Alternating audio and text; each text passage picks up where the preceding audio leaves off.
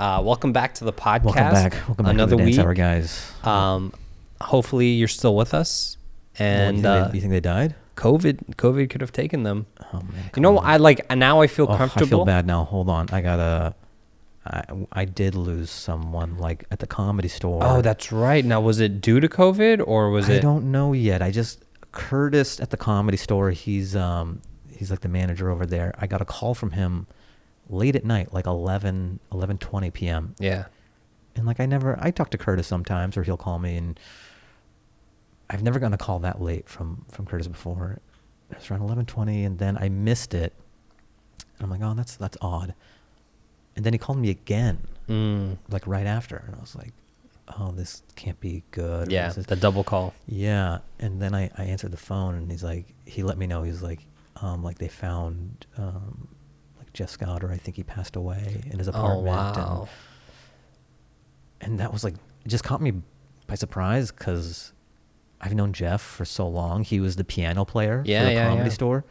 If you ever watch my videos or like Lance videos, just that kind of candid camera by the like profile of the stage. Yeah, on the side of the stage, yeah. So you're watching like Lance or me, like that intimate. That's just Jeff Scott taping. He was like the historian of the comedy. He loved that place. He like lived, breathed, and ate the Comedy Store. He had so many great stories. He was there like around Pryor. He was piano player for 25 years. Wow. The things he's seen, the people he's seen go from door guys to the career trajectories he's seen. And like, he would document these sets. He would just set up his flip cam, or if I did Lance and I wanted the footage, he would always, I have archives of Lance footage. Like my hard drive's full of just various Lance sets throughout the years. And he was always so excited to play around. Like, he was more than just a sound guy. Yeah. A lot of comedy clubs you go to is just a job to someone, you know. They're like, they don't even really care. Mm-hmm. But he was like great at the piano. He had a comedic element because he was a performer, but he was like also piano and sound guy, so he knew how to play with comedians as well. Yeah. Sometimes I'd be doing a joke and he would just turn a song on, and it was never stepping on toes. It was always additive.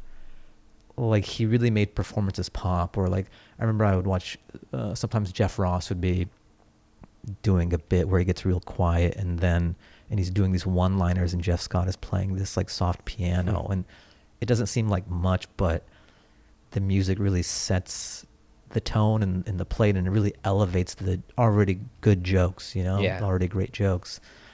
And he just knew how to play. And the Comedy Store is where it was my sandbox. It is, you know, it's on pause right now, but I think I really kind of came into my own, or I learned how to be me, or you kind of find your superpowers, because when I got there, I knew how to tell a joke. Like, I've always been able to tell a joke. I've always had like funny scenarios and stuff. But I was always like a guy there was this invisible wall in front of me, kind of like I wasn't connecting totally with the audience. Yeah. I wasn't comfortable just being. I would have these great set pieces and stuff and kind of absurd. But when you have 3 people in the crowd, because they put you up so late at night in the OR, you're like a horse thrashing around in water. It forces you to not be so high strung, and it really centers you. It teaches you that, like, there's no stakes. You get to be a human being. You learn to connect before being a clown or whatever. You learn to be a human first. And so that place is where I really got to become more centered, more calm, more conversational, more of a human, and interact with people. And then aside from that, no industry was going around there at the time when I got past. And there's 3 showrooms, and it was really exciting. People think of the Comedy Store as like a club and like 80s, and some people have some, I think, misconceptions about that place. I think some of the most experimental stuff was going on there, and I was fortunate enough to have that as a sandbox, because like that's how Lance was born as well. Like, and Jeff Scott would always be game to try. I would have this bit I think of bits that have music cues or just like really absurd stuff, and I give him a CD, or I would send him tracks that I wanted to dance to, or just really random shit, and he loved that because not a lot of comics took advantage of that. Yeah. You know, a lot of people just do stand and deliver. There's nothing wrong with that, but sometimes you forget that a microphone in a stand on a stage is pretty open-ended. You can just talk into it and tell jokes, and that's great, but you could do a lot in that space. There's a lot of colors to paint with. And I took advantage of that because Jeff Scott was just such a great tango partner as well. So he was good at just cranking the music up and yeah. So he passed away, and it's Damn. And it's hard too because we're in this pandemic, and something so seismic like that, someone you see all the time, you don't even get to process it in a normal way. You know what There's I mean? no, Just like- I would see him every week. Yeah. And then I haven't seen him for so long just because of the pandemic. And then someone that you know so well and like care about passes away.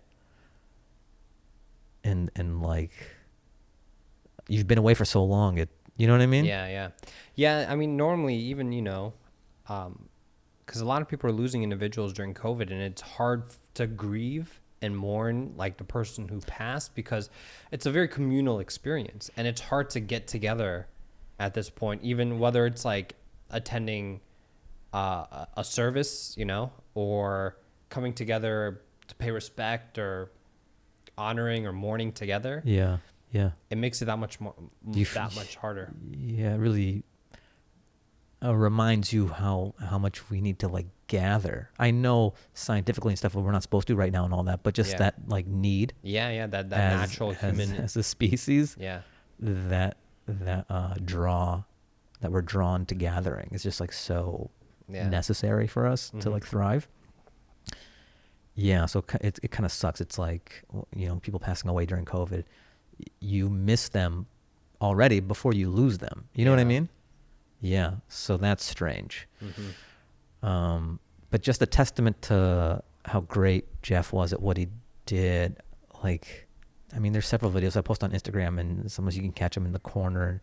But I think the most magical, especially when he passed away too, I just like kind of went through my mind of all these fun moments we had on stage. And because I've been at the store forever, I got past it in 2010. Wow. So just think about it. Like I would be getting, I'd see him like 3-4, we'd be kind of like performing together 3-4 nights a week. Yeah. For every week for like 10 years. Yeah. You know? 10 years. Yeah. But there's this video, like Lance destroys Heckler. And that was just a magical, I think it's on my YouTube channel. But that just shows you kind of this innate ability he had to elevate things. So, you know, Lance was interacting with this heckler, and then, you know, Lance said something in the room, kind of exploded, and he just knew to turn the music on. Like, we've never done this before. Yeah. It's like jazz, people who just know each other, or he's seen so many performers, he knows what to do. So he just cranked Lance's intro music, and then Lance started dancing just to add insult to injury to like dissing this woman. And then that became even funnier. And then she came back, and then Lance destroyed her again, and he cranked the music, and he would do the lights. So he was just so good at elevating shows, and he was more than a piano player, you know? Oh, yeah. So, I mean, I just wanted to put that out there for anyone who didn't know Jeff Scott or what he meant to the Comedy Store or what he meant to me. Yeah, a lot of comics are sad right now about it. Oh, yeah. Yeah. Now, will there be like any kind of like online Zoom call type? I think they're going to do a Zoom kind of, Memorial. It's like a private, okay. for people who are close, some Comedy Store people who just want to process it and just have a place to kind of soundboard off other people. And yeah, it's kind of open-ended. That's the other thing too, is like, everything is so new in this new world that we're in. We're trying to figure it out, you know? It's like, we'll make a Zoom room and figure it out. All we know is we need the outlet. Like when you go to a funeral, you know the moves. Yeah. You know what I mean? When you go to a service, you know the moves. This is new territory. Like all we could do is like create a Zoom link and then just have an outlet for, you know, whatever it is. Yeah. So, That was a piece of bad news. Oh man, yeah. What a way to start the week. I mean, it's going to be interesting to see how people kind of adapt to this form of grieving, or this kind of this form of like mourning. You know, I mean, it's been happening for almost a year now. Because right now, like funerals, like burial sites are backed up. You know, they're out of pause, and people who pass, like normally, like Islamically, if people die, you get buried within 3 days. Now it's like, yo, we are so backed up that it's gonna take like weeks to bury somebody. You know, so, and this dates back to like what, March, when things kind of kicked off to like, who knows how long this is gonna even go on for. Yeah. It's creating weird problems that you could have never foreseen. Yeah. Like there's a waiting list to get buried. Like it's a nightclub to... Yeah. No one would have thought. Well, you know, if there happens to be funeral arrangement, GoFundMe links or anything, share it with the podcast. Yeah. Right now weeks. It's kind of early, so, so I don't have that material, or I don't know if they're doing that or not. But if they do, obviously I'll push it out there. And well, let us know. Keep us updated. Man. Aside from that, like... did you follow the storming the Congress? Yeah. I was watching. I'm like, I'm sure Ali's gonna have some opinions about that. I was definitely watching. I don't know, man. It's really interesting to process. You know, one, it's like, I don't know. Like, it's just been like, it's hard to believe like this really happened, and this wasn't like a stage. I mean, it's not hard to believe because it's like, oh, it's been bubbling for 4 years. And I was kind of expecting maybe like Antifa to do this. Oh, my favorite. Because I developed some material. Like it was just such fodder for, I couldn't help but come up with some stuff. Yeah. But before I get into that, it just seemed like a coup light. Yeah. Like diet coup. Yeah. Right. Because they were like, we're going to be here all night into tomorrow. And then like an hour later, they're all like single file walking out. I think someone on Twitter posted something like this, and I think it resonates. They go, I don't think they thought that they would get that far. And once they did, they just didn't really know what to do once they were in there. Yeah. But then you see some footage where it's kind of scary. Oh, yeah. Where they're like crushing the guard and like it gets pretty violent.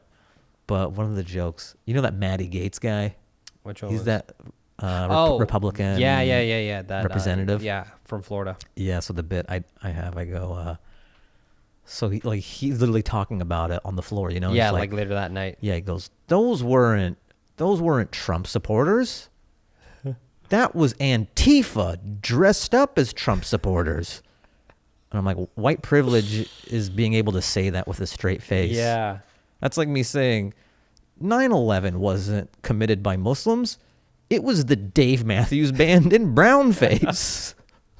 Everyone knows this. Yeah. Like, it was preposterous. Yeah. To say that was Antifa. Like, Antifa's not Daniel Day-Lewis. Yeah. Every member of Antifa isn't Daniel Day-Lewis and slips into character that... Yeah. No. They can't just get in and out of character. I mean, facts are coming out that people are... Oh, man, I love this. Did you... There's this montage that was cut together on Twitter. And it was like... It used the music from Goodfellas when, like, at the end where all the, like, everyone was kind of getting rounded up in Goodfellas. Oh, yeah. And they're using that as all these, Trump supporters were getting rounded up. Because, like, you know... Did they put the faces? Because I've seen the ones back in the day where they put, like, all the there's, like, this... people. No, like, at the end of Goodfellas, there's, like, this montage. And there's, like, the song. I forgot the name of the song, but there's a song playing as, like, Robert De Niro gets handcuffed, so-and-so gets handcuffed.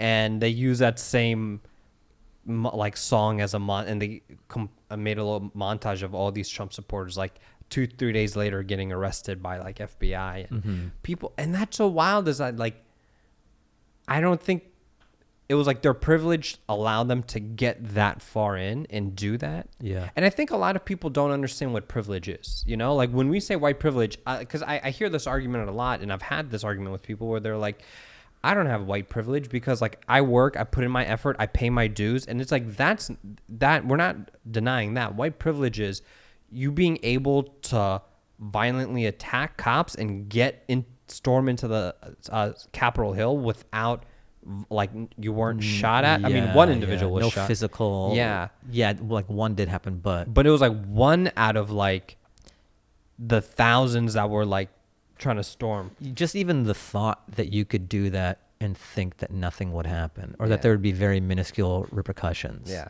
That's kind of like, I guess, like the blanket white privilege thing. And it's just kind of like, I love everyone using a lot of individuals on the right were using I'd like to call it the rebellions of the summer. And they're like, well, you know, they burned down a Target, and they put all these screenshots of like video clips of like the Wendy's in Atlanta burning, the Target in Minneapolis burning. But then it was like, this was a response to individuals who were shot and killed.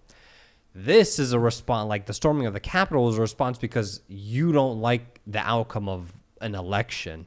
Yeah, you're right. I forgot. I was watching NBA on TNT, of all places to get like a quote from. But Kenny Smith had a great line where he goes, look at why they're rioting or whatever. Not rioting, but the reaction to the responses. Like, so what was happening with the burning of Target and all the Foot Lockers and all that, and just Main Street, the looting, was a response to George Floyd. Yeah.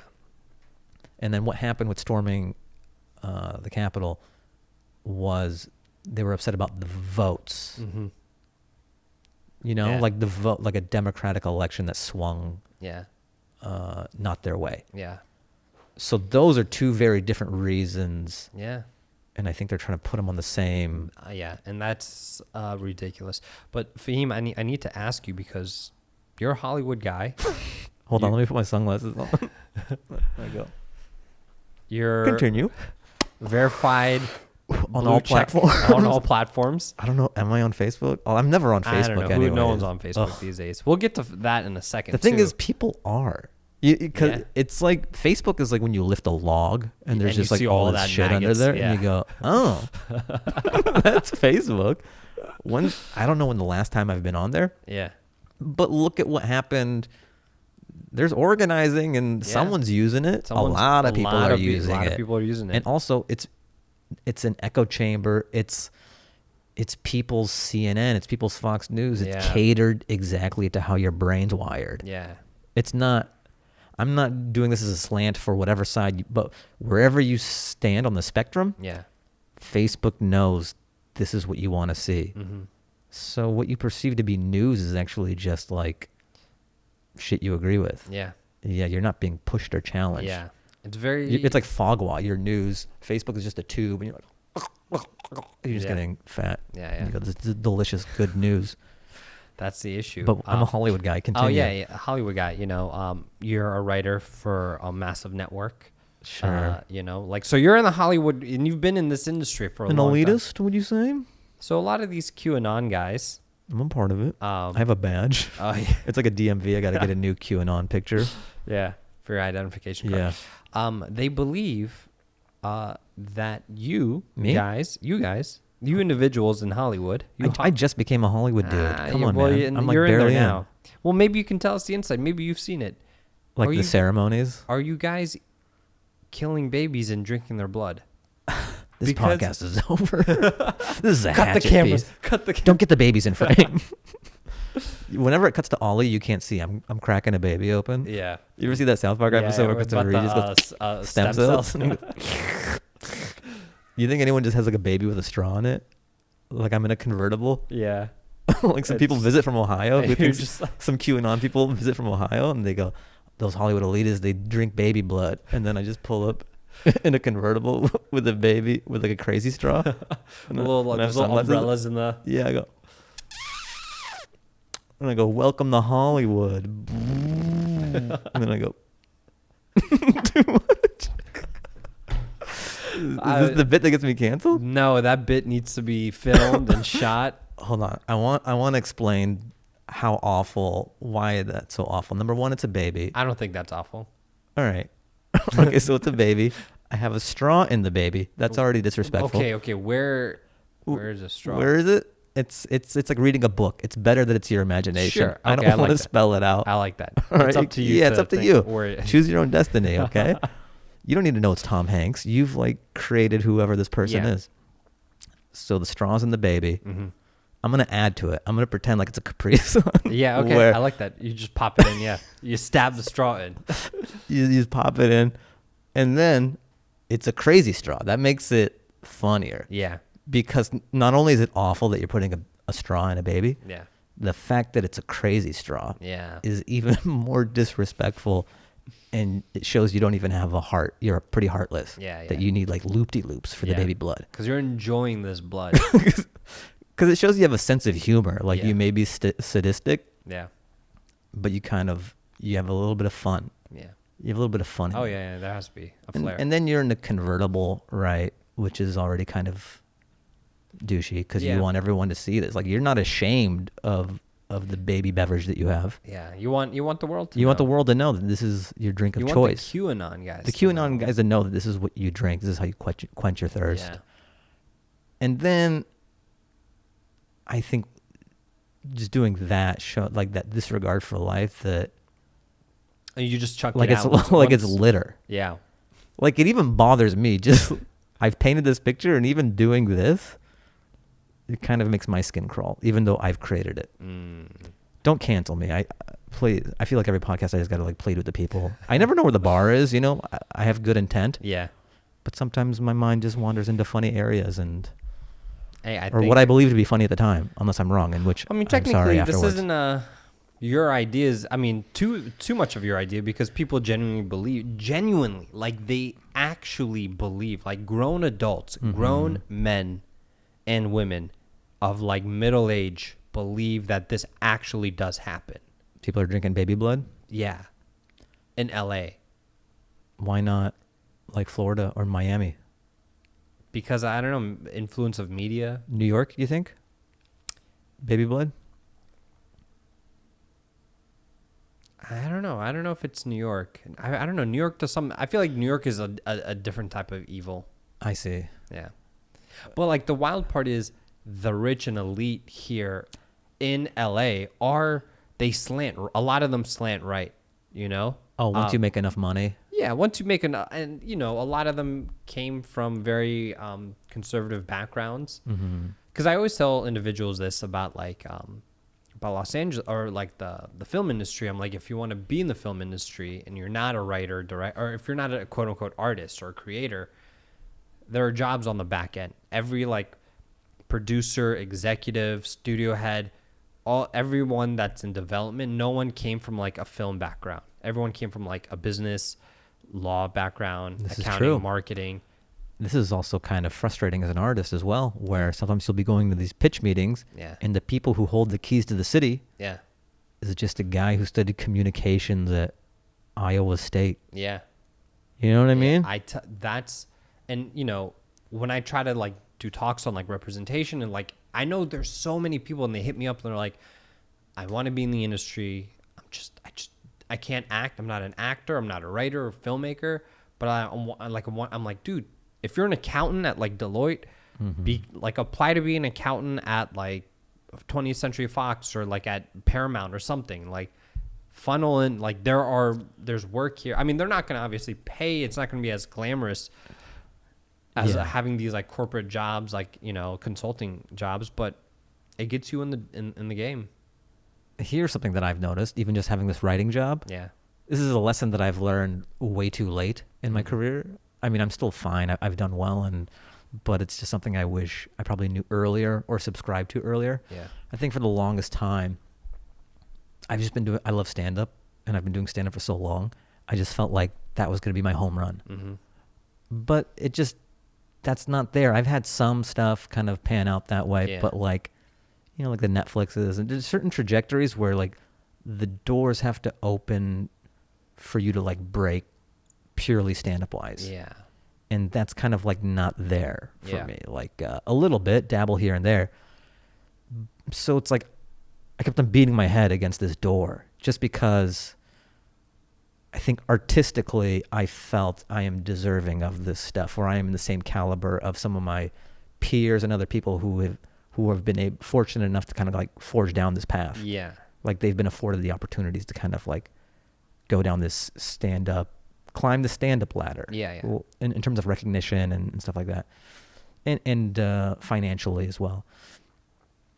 So I just kept like beating my head against this like stand-up door, and then this writing job came about by happenstance almost, you know, just the subject matter, you know, and the fact that I've been doing stand-up for so long, and that I'm Afghan, and this is about like an Afghan interpreter who's in America. So this writing job just was kind of like built for me, and it was easy. A lot of and the way it came to me was easy. Yeah. Just by nature of the work that I put in. You know what I mean? Sometimes you get a job not as a fluke, but you already put in the work, but in a different roundabout way. You know what I mean? I did a very squiggly line to get to this point. Yeah. But now that I have this writing job, it's like I've talked about on previous podcasts where people respect. Oh yeah, that title. That just the title. Yeah. They're like, ooh, like you see tones change, heads turn, and I just put so much into this. Like I care a lot about this, like stand up. I think that's like the shit. But a lot of people just kind of care about. They know CBS, they know sitcoms, they know it's a known quantity. Even though I value this, I'm realizing just because I value this doesn't mean that everyone else values this. Like they could value these other things. Mm-hmm. And so the biggest takeaway from this whole journey or whatever is like, just get in. Yeah. Get in as soon as you can. Like it may not be like your end goal. Yeah. Or like your heart's desire, exactly what you wanted to do, but like get in the bubble. It'll make things even easier. So like if I had to do it over again, knowing what I know now, I probably would have got a writing job a little earlier. Yeah. You know what I mean? But I mean, I was busy doing stand-up and acting stuff, and I was able to do some other cool things as well. You were honing this craft, and this kind of happened because of and it worked out in a great way. Like, I feel like everything just kind of worked out when it was supposed to. Sure. Whereas, like, stand-up's on hold at the moment. Right. This came about. And this is a great opportunity for, this could potentially go up until, like, quarantine is lifted. Sure. So, but do you feel like if you would have gotten into it earlier, you would have been able to hone that stand-up craft to the degree that you have? No, I wouldn't. So I think the takeaway is for others, like things happen the way they're supposed to, and you are where you are, and it's fine, but you can still draw from it. Yeah. I don't look at it like I should have done this, or like things are still good. Yeah. But it's anecdotal. Like, oh, now that I'm here, this little tidbit could be useful for someone like younger or like on their path. Yeah, that makes sense. You know what I mean? Yeah. Or it could be something for them to weigh. Yeah. Just, you don't have to go for the home run. You can go for a base hit. That's true. And then, get to second base, get to third base. And then, Then you'll get. Because once you're in, you meet other people. And then there's also perception as well. Because people will see that like, oh, this person's writing for a show. Oh, CBS has trusted him. So then I can trust him. Yeah. It's like a vetting system. It's a shorthand. Yeah. It's like doing a late night, your first late night. They go, oh, okay, he's done this. Then I guess he could do a weekend in Cincinnati. Mm-hmm. You know what I mean? Yeah. Everything is just mitigating risk.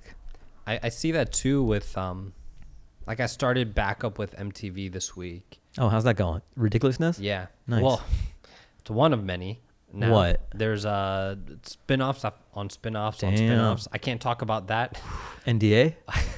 NDA? Yeah, but but basically, I mean, to go to the point, it's like I was there for a bit, and then I started my production company, and I went full-time in this production company, and spent like 3 years working, building, doing, literally traveling the world and filming. Whatever that dream of like going into film school, travel the world and film and document, I was able to do that. But that level of like respect and credibility that having MTV attached to it has a different ring than being like, I'm a filmmaker. I have my own production company.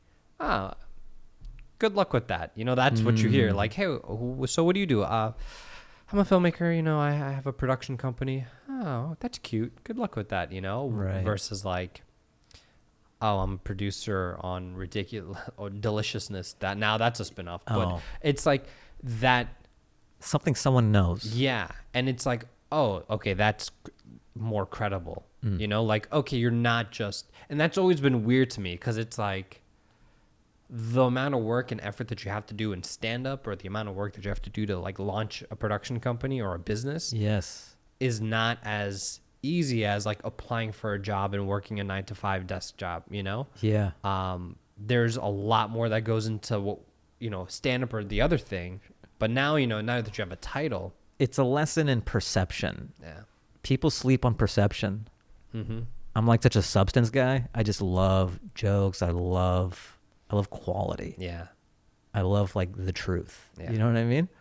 But we live in a town, and there's different degrees of this, but you can't sleep on like promo and or perception. Yeah. This town runs on perception.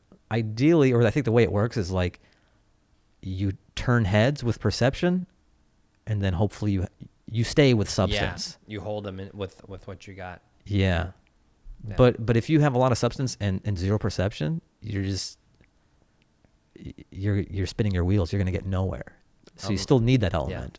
Yeah. Yeah. Unless you're related to someone. Unless you're related to someone. And that's like, I didn't think that was a thing until like You got older and you saw that like yeah.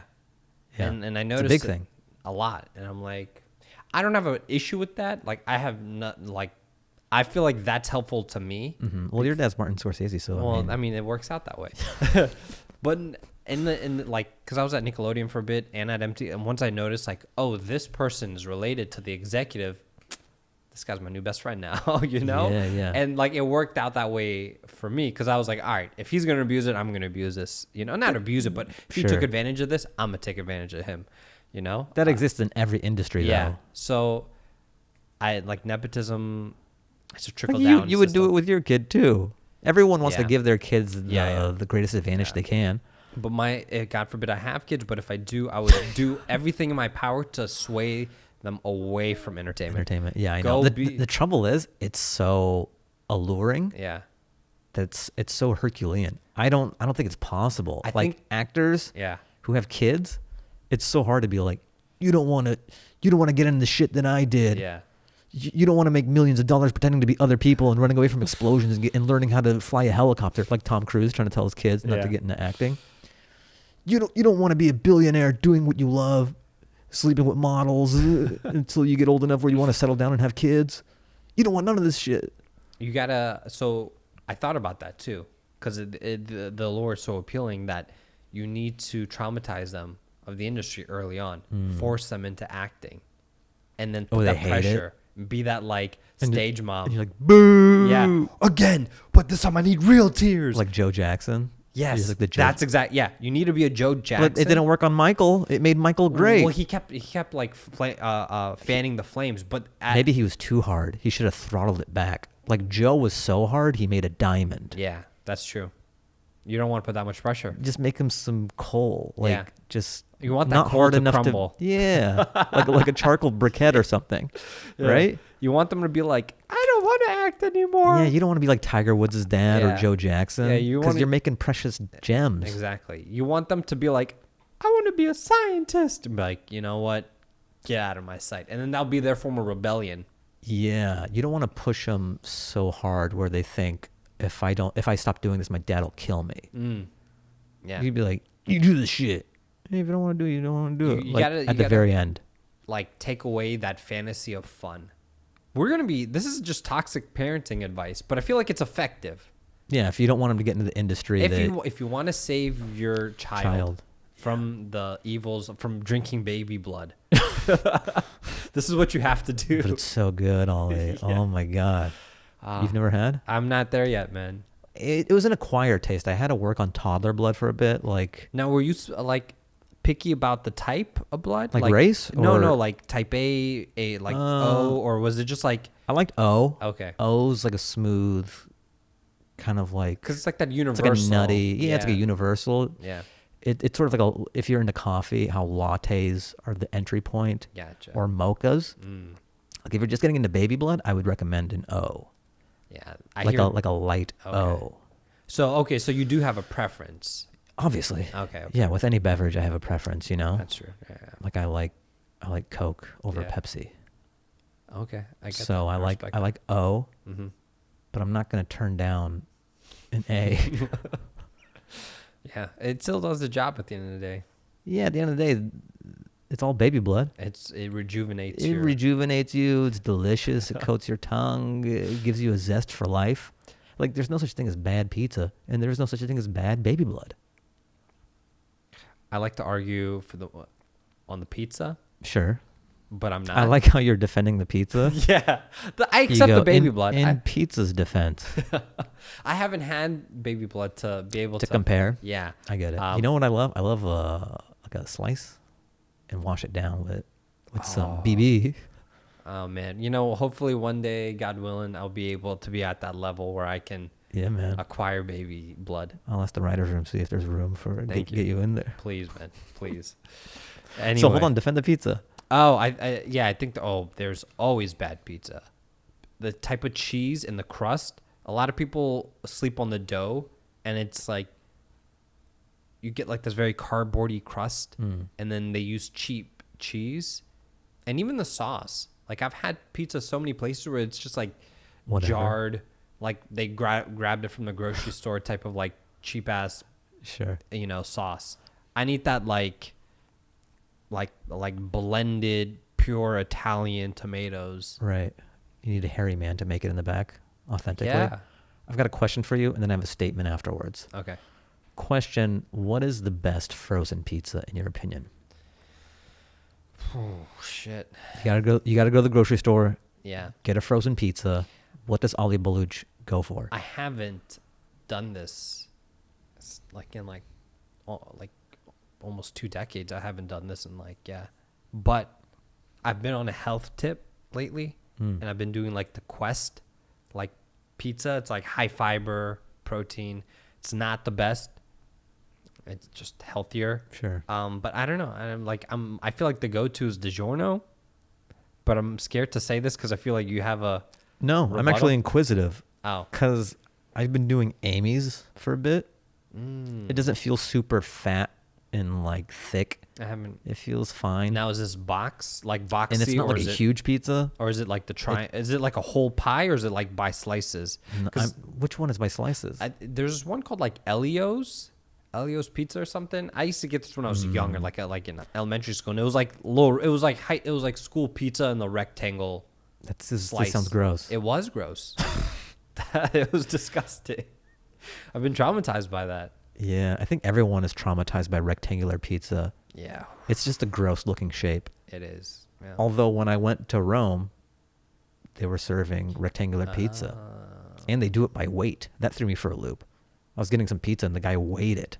I'm like, what? The Italians. They do it by weight? I thought you did it by slices. Mamma mia. All right, so that was the question. And then the statement is, I air fried some pizza today for lunch. Ooh. It's worth it to get the air fryer just for this feature alone. Okay. Look, I've benefited from other elements of the air fryer, but just reheating a pizza alone, worth it. Yeah.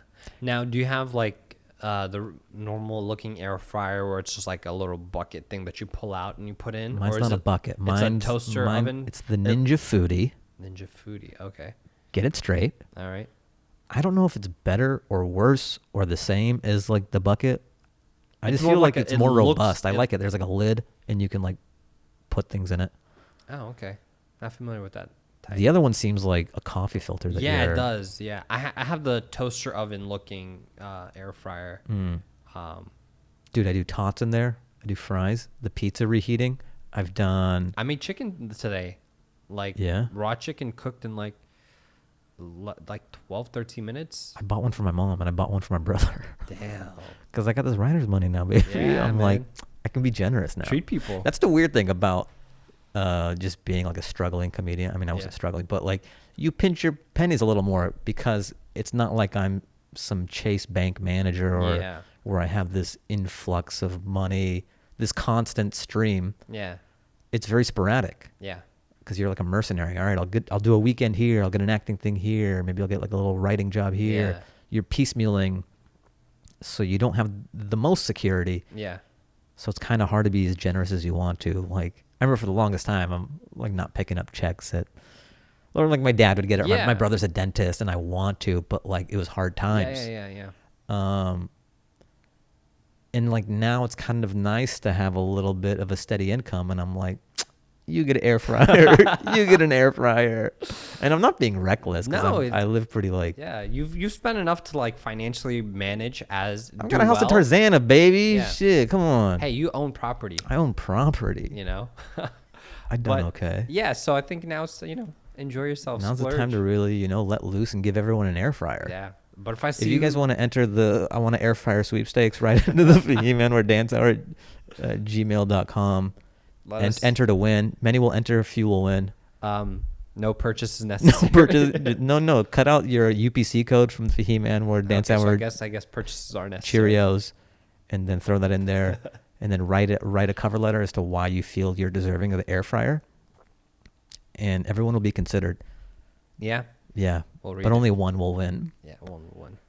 I honestly, I know I'm just like fucking around. I'm debating whether or not I actually have like an air fryer contest. Let's send out an let's see if we can get a sponsorship. Nah, that's unlikely, but let's send an air fryer out to someone. Yeah, we'll see. All right. We'll see how captivating the reasons why you feel like you deserve one. Yeah. I'm on the fence on whether this is going to happen or not, but if I'm really gripped by an email to why someone deserves one. They need to treat this like it's a college admissions letter, a personal essay. Yes. This is like my Harvard. family came from Afghanistan. My dad was a refugee. Yeah. Give us your sob story. Yeah. You're trying to get into air fryer Harvard. Yeah. Send in a picture too, just like a DMV type photo. Yeah. And then why you believe you are deserving of an air fryer, and what you would do with the air fryer, how it would change your life. Yeah. Yeah. Okay. So there you have it. Right in fahimanwardancehour at gmail.com. I'm just hesitant just putting this out there now. I'm hesitant on approving college students. What do you mean? Because they're already struggling with life. Like and then they might use it for like a year or two, and then they graduate, and then they might toss it out when they move out, or they're like. You feel like their life is so much in flux that they're not legit. You need like a single mom who's gonna like use this shit. Yeah. A college kid is too. They're not gonna whip up meals. They're just gonna do busy. Ramen. Yeah, they need to eat. They're gonna smoke weed and like go to their Zoom parties and rip bongs. They drinking Mountain Dew. And, those Zoom frat parties and the hazings that they do. Yeah. What do kids even do these days? I know they're having TikTok parties and shit. I don't know. That's where everyone's getting the Rona. Oh, bastards, man, dude. I went. Yeah, we should crash a TikTok party. They're gonna be like, who are these old guys? Exactly. We have sunglasses. We go. Did somebody say too old? And then we just go, and then we just film each other doing dances. I'm down. And then we leave. Yeah. Let's do it. Just crash a TikTok. If anybody has any, just keep on. Yeah. If anyone has any, how do you find out where the TikTok parties are? Just look at a hotspot Corona chart. Yeah. Just anywhere you see like a bunch of dots. That's where we go. That's where what are the names of the mansions? I like how everyone has a crew. So these little crew things are it's fascinating how they work. And are the parents cool? Like it's a gymnastics school that they're sending them to? Like, our little Timmy, he's an influencer. He's making millions of dollars. We sent him to this influencer house. They know how to train these influencers. They have a lot of ties with Mountain Dew Code Red and sponsorships. So he's just really talented, and we wanted to send him to a house that could really cultivate his skills. Oh my God. Yeah, he taught me. He was special. We knew when he was a little kid, he was a baby. He was in his stroller and he was doing these dances, and they went viral with other babies. And so we want to give him the best shot at succeeding as an influencer. It's terrifying to know that the business of these mansions, there's investors who oh my God, this sounds so gross. This sounds worse than drinking baby blood. Yeah. There's because I know people who are in these homes. They're investors who buy the mansions, and then you do contracts. These investors take a certain percentage of your income, of your like revenue, and you're supposed to like create content. Now, if you don't live up to a certain amount of you're out. Yeah, if you don't generate enough. Dude, this is an MTV. You know, this is like a real world. Yeah, It should be called world. Influencer Real House. Real world. I'm a high-tech billionaire, and I'm investing in this mansion. I've got 10 of the hottest up-and-coming influencers. They've got to make content, and if they don't, they're out of Influencer House. What's up? My name is Donnie. I live in the room upstairs, and I'm going to stay in Influencer House. Donnie has a problem with Charlie. You steal my vape pen? And the billionaire's like, fucking love this shit. I'm already up 20% on these kids. And it just sounds gross. Like a grown man is making all this money off of influencers. Grown men. They pool their money together? Yeah, because they got to like buy these like multi-million-dollar mansions. They're drinking baby blood and they got cigars and they just have cards and they're different like children influencers. Like, what you got? All right, I'll give you Kimmy. You give me Cheryl. Yeah, all right. I like my house. I think that'd be a great show. Dude, did I just create the greatest show on TV in the last 10 years? I think you did. Any production companies, just let me know. I just want like an end card. Just like executive produced by Fahim Anwar.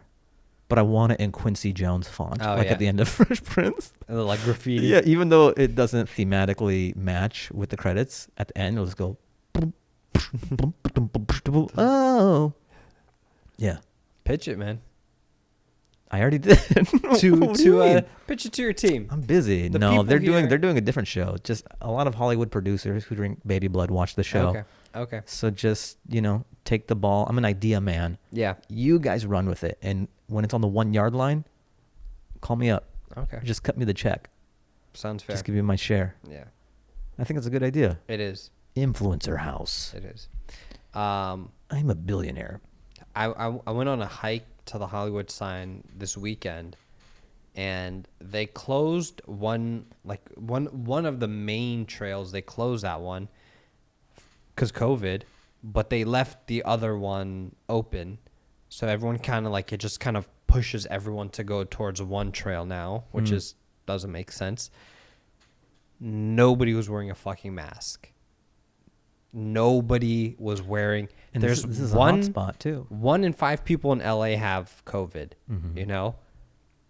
No, like, and I was like, I was with a friend, and they're like, I was like, I have to say something. I passed by someone. I want to say something. You go, no mask. And then I make like these little passive comments as I walk by. What was your go-to?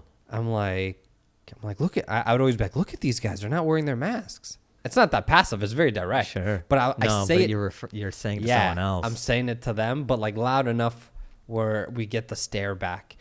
But it was crazy. Like midway up, I was like, once we start hitting, like at first that we weren't running into anyone, and then we start hitting like the packs of people on this trail up to the sign. I was like, oh, this was a bad idea. Like if we turn back, we're going back. You're gonna like go through so many people. Yeah.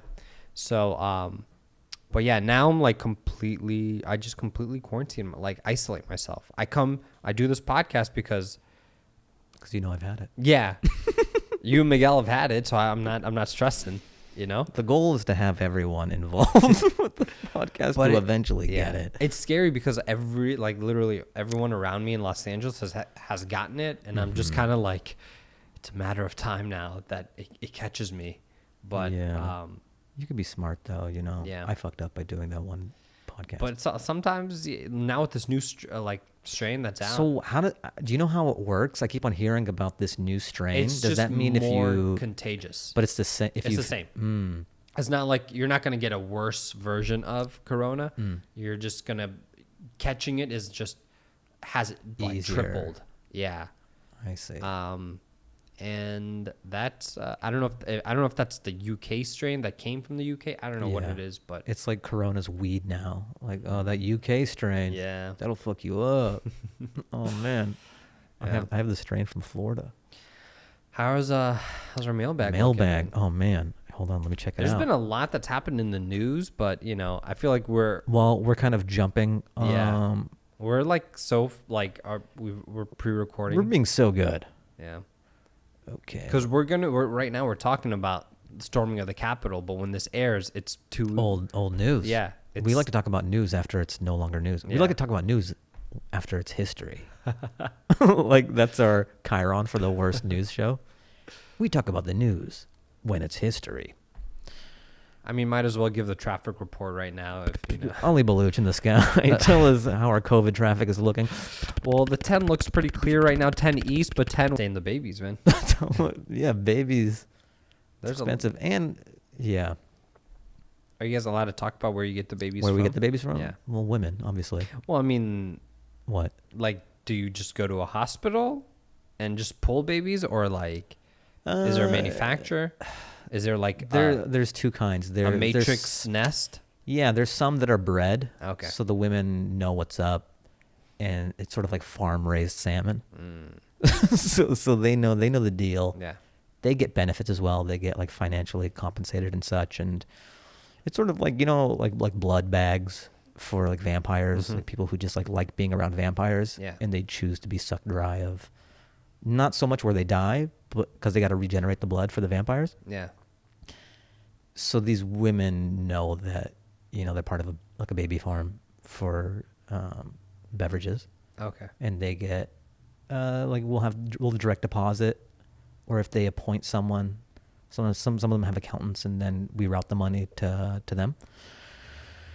So there's that, and then that's pretty good, but then there's just something about wild babies. People who haven't subscribed to this lifestyle whatsoever. So like a mother looking away. That's the it was easier before COVID because there were more distractions. You can go to the mall, you can go to Forever 21, and they're just like bopping around to music, and then they look up for a second because they're into a Taylor Swift song, and then their baby's gone, but it's too late. Yeah. And I'm drinking in the parking lot. Yeah. And it's ecstasy. It's delicious. But we've had to lean heavier on the farm raised nowadays, just because there's less babies in the wild. Yeah, that makes sense. You know what I mean? It's harder. That's why there's a premium on them now. Because you could still get wild babies, but because the pool is much smaller, you're going to pay a premium. It's probably 6 times more expensive than pre-COVID. So that's why I'm excited about the vaccine, so that we get everyone back out there. Get back out there. Get the babies out there. Get the distractions going. Get these wild babies. Get these wild babies out there. Okay. Because I've been having farm raised for too long, and anyone who's had baby blood knows there's like a stark difference. What are you going to do when the resistance of the QAnon guys start? You know, they start storming Hollywood. You think you guys can stop them? Hold them off? Do a better job than they Capitol did? Hill? Yeah. Well, Biden protects us. Oh, yeah. Because Trump really won the election, you know? And obviously he would have put an end to the baby blood drinking. He would have. He would have, because he's a champion of truth. But he got so busy for 4 years that he couldn't. Well, he's just up against the system, you know? So obviously he would have gotten rid of this network of baby blood distributors that I am privy to and love and enjoy. And I've made friends just because, you know, you meet people at these baby blood bars. Yeah. So Trump, obviously, it would have been like prohibition. He would have put an end to that. He would have smashed it to pieces. Damn. But luckily, you know, they stole votes. They threw a lot of Trump votes in the river. Yeah. And they intimidated some of them as well. And just there was a lot of tampering going on. So that, you know, our guy, Biden, who's going to protect the baby beverage industry. Our communist king. Yes. It was put in office. So he's our guy now. Okay. And so that'll continue, so we can all keep on enjoying. So we'll be safe. Baby blood. Or you guys will be safe. We'll be safe. Yeah. Because our puppet, will protect. Biden, is in place. Gotcha. Okay. Yes. All right. He's like a figurehead. He doesn't really. There's like this nefarious like goat head type guy. He actually tells Biden what to do. He has like powers and stuff and like mystical. Man. Yeah. Like I've seen him make Biden go to his knees and do his bidding. Like, because Biden tried to stand up to him one time. He's like, no, this is where I draw the line. I'm Joe Biden. And then this goat guy was like, he said some sort of like archaic, like spell or something, pagan type. Yeah, it was creepy. And then Biden goes, what are you doing to me? Oh, Lord. Yeah. And then he kissed its hooves. And that was the last time Biden had a spine. Ooh. Trump wouldn't have done that. So, No. so I mean, it's kind of cool that Biden's in. All right, that's good to know. Next email. I love that that's going to just be chopped up, and then some QAnon groups are just going to be like, Hollywood elitist admits to baby blood ring. Yeah, exposed. And I'm just like so specific that it kind of sounds real. But it's called improv, baby. I don't drink baby blood. Or do I? Am I throwing you off the scent with my improv bullshit? All right, how many likes? This is from Arham Zafar. Hey, Fahim and Ali. Once again, I'll get straight to the point. After my idea of asking how many likes were needed on a Dance Hour YouTube video to get Ali to cut his hair was rejected, I have come up with another idea. How many likes do we need to get on a video to get Ali to appear in one of Fahim's dancing videos on IG? Ali needs to be dancing for at least 25 seconds and must be on beat to the music. Just let us know how many, and we will make it happen. Thanks, Arham. How many likes? Hold on. What is your take on dancing? Do you dance? You're an unknown quantity to me in this area. Yeah. We always talk about my dancing. The Fahim Anwar dance hour. This is true. What does the Ali Baluch dance hour look like? What's the music that'll get you going? Yeah. What do you dance like? I think it's best to leave it a mystery. Oh shit. Yeah. And I don't want to. What if you're like amazing? Yeah, this 25-second cameo, I don't want to steal Fahim's thunder. Oh shit, you're gonna bury me? Who knows? Maybe I might, or maybe I might not. You never know. That's the beauty of just never trying. Yeah. Is in theory you could have been the greatest. I could have. People can't say you're not because you never tried. That's true. That's like the worst advice to give anybody. If you never tried, you can say you would have been the greatest. I know a lot of guys are like, I could have been something. I could have been. Yeah. This is an observation I had about sports versus Hollywood. There's like backseat quarterbacking or like backseat driving. Yeah. And armchair quarterbacking, right? Yeah. And in sports, no one listens to it. If someone's like, oh, why'd you put him in? This guy sucks. And even on Twitter, they'll just like light coaches up and shit and be like, we need a new offensive coordinator. Fuck this defense. And it's all white noise. No one listens to it. Everyone in sports is like, what? They just go about their business. They're like, fuck these losers, you know? Like we know what we're doing. Yeah. Like but when it comes to Hollywood, yeah, the antenna, they listen to everything. If someone's like, and you're trying to appease everybody on Twitter. If they're like, why is The Rock playing an amputee? Why don't you get an amputee action hero? Maybe because there is. I mean, I'm not trying to be mean or anything, but like, what ticket selling amputee action hero do you want to replace The Rock with? Yeah. There are just so many of those voices, and Hollywood's just like, okay. Like Hollywood will try to cater to every tweet. Yeah. Whereas sports is like, we're playing football here. Yeah. I'm not saying one's right. I mean, like, obviously you need progress in Hollywood and stuff, but sometimes I think they're so sensitive. Yeah. That they try to create a thing that doesn't exist, or maybe they create a thing that's for nobody, or they create a thing that's for Twitter and not an actual consumer. Yeah, I think it's just anything where they can try to sell more tickets. If they're like, if this is what it's going to take, and then they're going to do it and find out that, shit, it didn't work out. Yes, it is. Twitter's an amplifier. It's not, it looks louder than it is. Mm-hmm. And I think these execs and Hollywood people would try to like cater to every tweet and stuff, but then it's like Homer Simpson designing a car. Yeah. And then you have this car that no one wants to buy. Yeah. And then they're like, but we took all the notes from everybody on Twitter. And then everyone's just like busy with work and stuff. And they're like, oh, that wasn't me. That was just like a few people. And so it's just interesting. I've noticed that juxtaposition between sports and Hollywood in terms of like backseat driving. Yeah.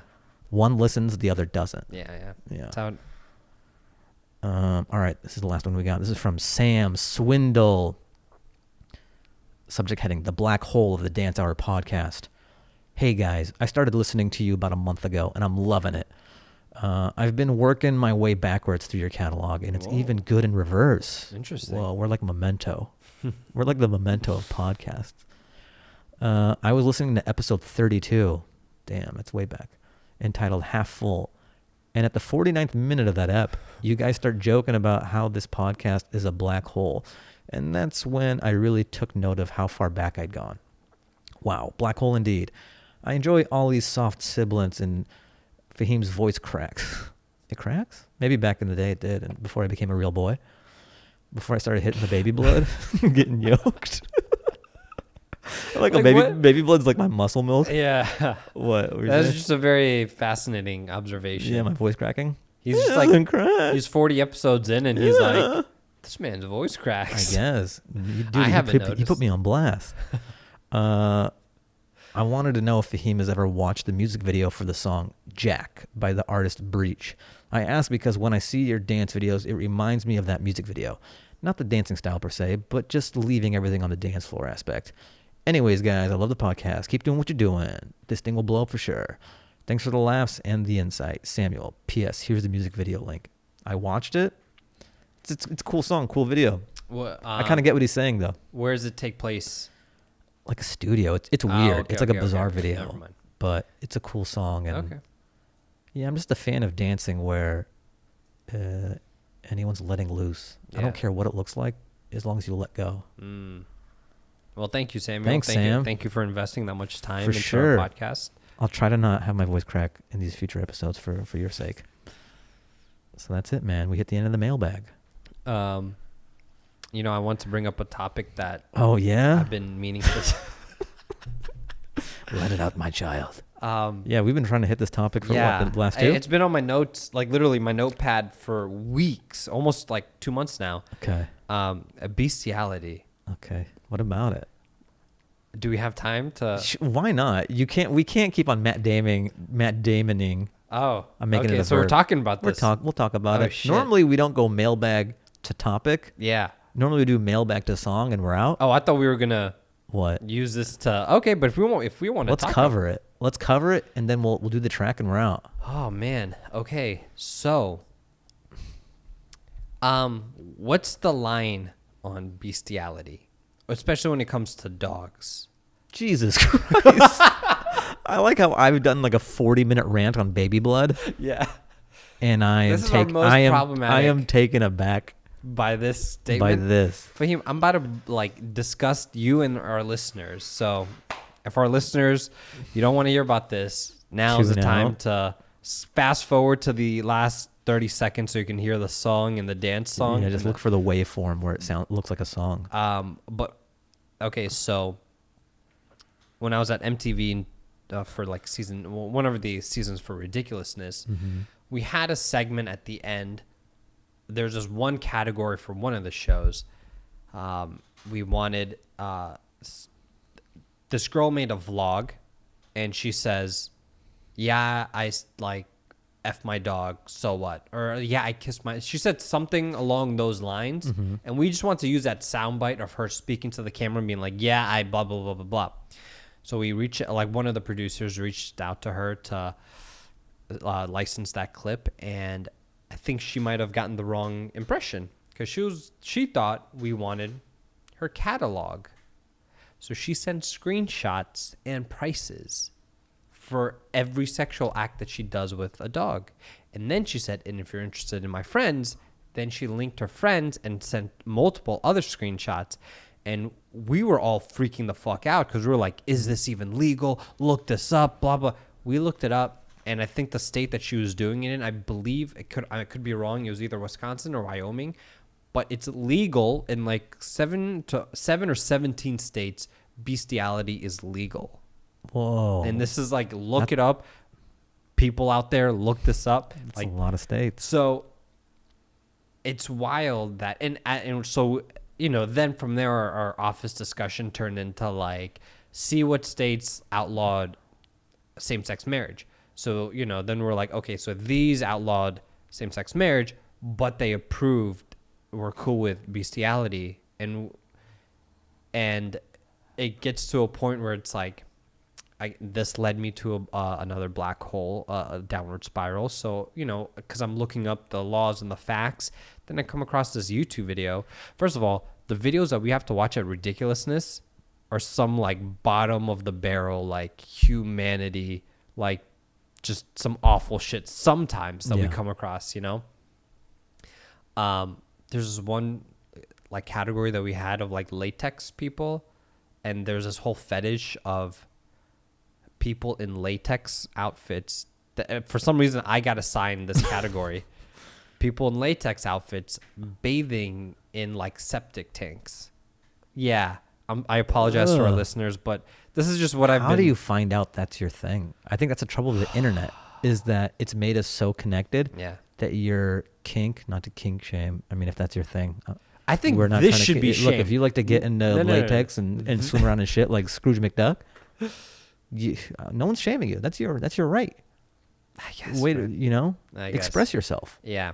So anyways, that septic tank aside, so I see this documentary, and there's this documentary on how people lost their virginity to their dogs. And women talked about how they had their encounter, and there was like a surprise encounter, like a spontaneous. They made it seem they're like one thing led to another. Yeah. Every story is like it just happened. She was like, I was just we were cooking. watching Clueless. Yeah, that's literally. She was like, I was cooking. We had one too many biscuits, and one thing led to another. So I want to ask you and the viewers. I see people cuddling's acceptable with the dog. Yeah. Okay. Licking Where's the line? Yeah, French kissing, slobbering a dog. Ooh, I like where you're going with this. Is acceptable, like socially acceptable. Now, I'm not even talking about the legality of it. Yeah, I love that you're dancing to the line. How far can we get before it's repulsive? Exactly. That's the question that I'm always at. Like, what line is it? Like, is penetration it? I'm assuming yes. Yeah. I feel like for everyone's like yes. Do you do penetration and work backwards to try to figure it out, like a math problem? No, you it's go, just I can't start like, here. We're just like tiptoeing. We're just. I think making out is the end of the line for the train. I think that should have been the line too. That's already weird for me, the making out with a dog. But I know people, some dog lovers do it. A lot of people do it. A lot of people. Or they'll share the same ice cream and cone, it's acceptable, and that's fine. And that's another thing. Like they allow. Okay, I might. Maybe my this train of thought that I had is not what I think it is, but I'm gonna say it anyway, make a fool out of myself. Forgive me. The listeners already know who I am. Sure. Not the new ones. You're fucked. If this is your first introduction to Ollie Malouch. Oh Lord. Bestiality. Where's the line? So people, if they're out in public, they'll allow their dog to show affection to them by licking their face. And again, it's socially acceptable if someone's but that says something weird about that individual. Letting the dog lick their face? Yeah, that they just like having their face licked. Now, now let's substitute this dog for a significant, like a real human. If you were to walk down the road and you see somebody licking their partner, like aggressively licking their face. Here's the difference. I know what you're saying. This is like a good stand-up bit, like if you're going to try to do stand-up, this is like a good first 3 minutes. This is a good first 3 minutes to go out with. Here's the difference. A dog doesn't know any better. Social constructs and such. That's true. Your girlfriend does. Yeah. Your boyfriend does.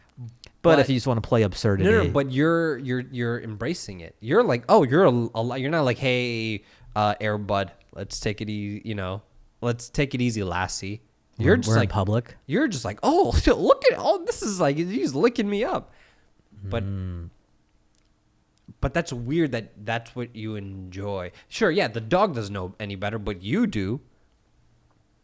Ooh, preach, anyways, bro. Preach, I'm not bars. This is just the dog doesn't know any better, but you do. Yeah, this is get that pat on your chest. I'm getting algorithm over everything, and you're getting dogs don't know any better, but you do. Anyway, that was just my bestiality right and now. I've had this in my notes for a month and a half to 2 months now. Yeah, I love before I left that this has been burning in you for so long. And I didn't think we would talk about it today. I thought we would just push it. No, I'm glad we did. We Okay. can't keep on pushing it. This is important. Okay, well, I'd like to hear, and Everyone else's take on it? Yeah, so the reason why I brought this up, not just to discuss it with you, which, Sure. I want to hear actually from the people. I want, if you're listening or if you're watching, send us your thoughts, because we will read it on this podcast. And we might not give you the answers that we want, but I want to at least hear your perspective. Because you're genuinely curious. I'm genuinely curious. What is the question? What is the ask for the people? Should the line be at making out? Because we accept face licking, we accept cuddles in bed, but when we socially we accept making out with your dog. I think the line should be one below making out. Yeah. We should nix making out with your dog in public. That's my. But I want to ask you: do you believe that? Do you agree? Do you disagree? I am a proponent for nixing making out with your dog in public. Thank you. I would be for that. If that was on the ballot, yeah. This may ruffle a lot of feathers. Some people may not agree with this. Some people may love. This is like the gun issue. Some people grew up making out with their dog. Yeah, that's true. They go, what's wrong with it? I'm not hurting anyone. I love my dog. I'm not fucking him. It's just like how we show affection. This is another thing, and it ties back to that documentary I saw. A lot of the people that were talking about it in the documentary were like, the dog kind of hopped up on me and did its business, And then I was paralyzed. I lost a feeling in my spine after the dog hopped up on me. Yeah. You go, oh, this is the worst time to get paralyzed, yeah. Dog. It's awfully convenient. Every story. Maybe I should I'm going to just stop this. We did what we needed to do with the topic. We brought it up. I had to get it off my chest, and I want to hear from you. And do you believe, for the listeners, that I don't know what else the second point of this question was, but yeah, just from what we put out there, please inform us. Let us know what the temperature is on America, or it doesn't have to be America. We have some international people. I think. What is the world's opinion on this? Yeah, we need to shame certain dog owners. Yes. Anyway, that's that. To use an analogy, shove their face in the poo. All right, I got a track for you guys this week. This is different it's a departure than the songs that I normally play. Oh. And this is kind of to let you know I'm not a one-trick pony. I have eclectic taste. Sometimes songs will hit me. You're old. Yeah. You can't paint me into a corner. Sometimes you'll be like, oh, I know his vibe. Yeah. But then I'll throw this at you. And you're like, I thought I knew Fahim, but I don't. And this just proves that you can't pin you down to exactly. a certain type of... I'm slippery. I have Vaseline on me. All right, this song is called Hunger for a Way Out, and it's by Sweeping Promises. It's a jam. All right. Rate, review, thumbs up, comment, engage with us on all the socials and stuff. Fahim Anwar Dance Hour on Instagram. Write into the pod, fahimanwardancehour@gmail.com.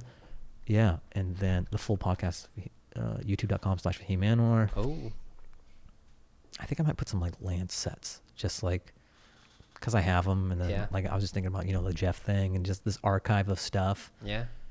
Instead of just living on my hard drive, it'd be fun to kind of let that live. Yeah, release them slowly. Yeah. Anything else with the pod? Tell them to do. Spotify. Oh yeah, Fahim Anwar Dance Hour Spotify playlist. Ooh. All the songs we play on here will go on the playlist afterwards. Mm-hmm. And I think that's it, dude. That's it. Yeah. All right, we'll catch you guys next time.